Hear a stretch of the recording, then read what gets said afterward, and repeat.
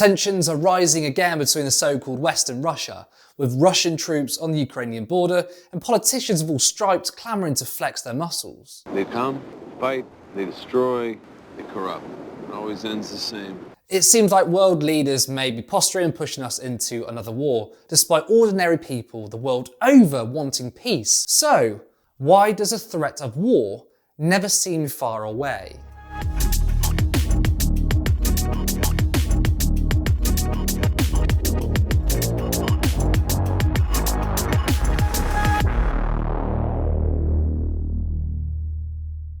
Conflict has been around since the dawn of time, and we can't cover everything in one video, so let's look at the most recent imperialist wars. Let's start with the British colonists' empire, which began around the 17th century with the first major colonies in North America and the West Indies. Despite some people wanting to tell us how good it was, we should be proud of our empire. It was in fact a nightmare for the colonized. The empire was created and maintained through exploitation and bloodshed.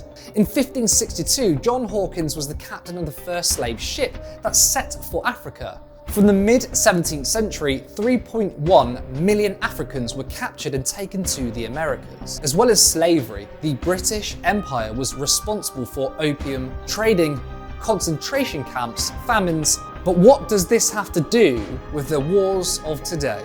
Imperialism and war are intertwined.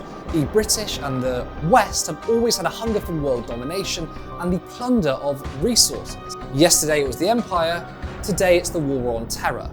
The media and politicians quickly use the excuse of fighting against existential threats or coming to the defense of subjugated peoples, but that's almost always a pretext. There are many other underlying factors. A global observatory study called Oil Above Water found that oil production and known oil reserves are central factors motivating third-party military interventions. More specifically, we demonstrated that the higher the quantities of oil produced and/or owned by a country at civil war, the higher the likelihood of third-party intervention.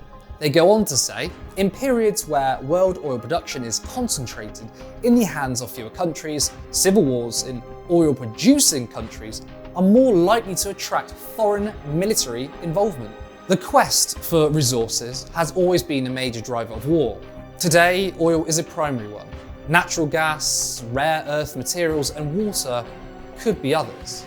In the councils of government, we must guard against the acquisition of unwarranted influence, whether sought or unsought, by the military-industrial complex. 60 years later, despite Eisenhower's warning, the military-industrial complex has expanded exponentially. 12 billion bullets are produced every year. This is almost enough to kill everyone in the world twice. Every day, thousands of people are killed, injured, and forced to flee their homes because of gun violence and armed conflict. Just 6 countries export 80% of the world's arms: Russia, China, USA, Germany, UK, and France. The value of arms trade around the world is around 95 billion. Despite the humanitarian crises weapons obviously cause, perpetual war is incredibly lucrative for arms companies. Ask yourself, is the driver of global conflict a difference of values, religious beliefs, or political ideologies? Or is conflict manufactured to drive profits? We often talk about Western values,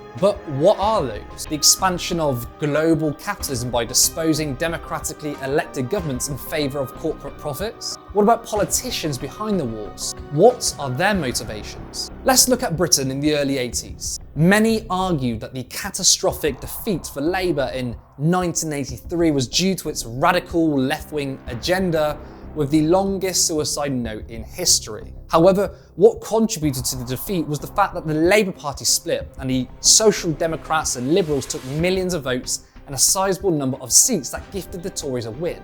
There was also another reason: the Falklands War. Thatcher, before the war, was the most unpopular Prime Minister since World War II. But the Falklands War proved massively popular as the sound of war drums beating created sympathy and support for the general public. Almost every Prime Minister and President has been enamoured with war because they know that war can be used to stoke nationalist fervour, create a common external enemy, and so distract the population from the enemy at home, the ruling class. The United Nations estimates that 82.4 million people are currently displaced, many due to armed conflict. According to the ACLED, 100,000 people died from the war in Yemen. At least 350,000 people were killed during the war in Syria.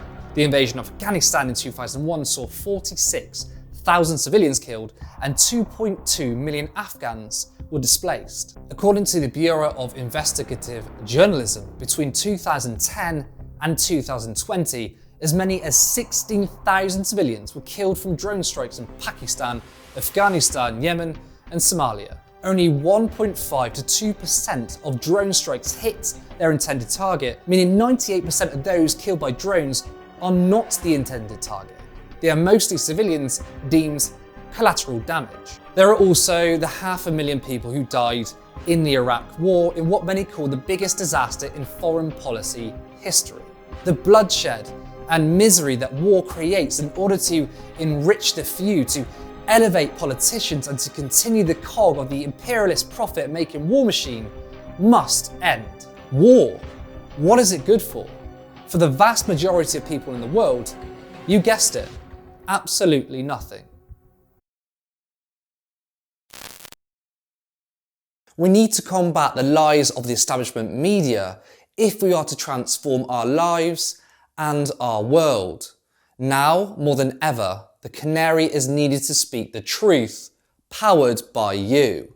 Go to the Canary website and click support now.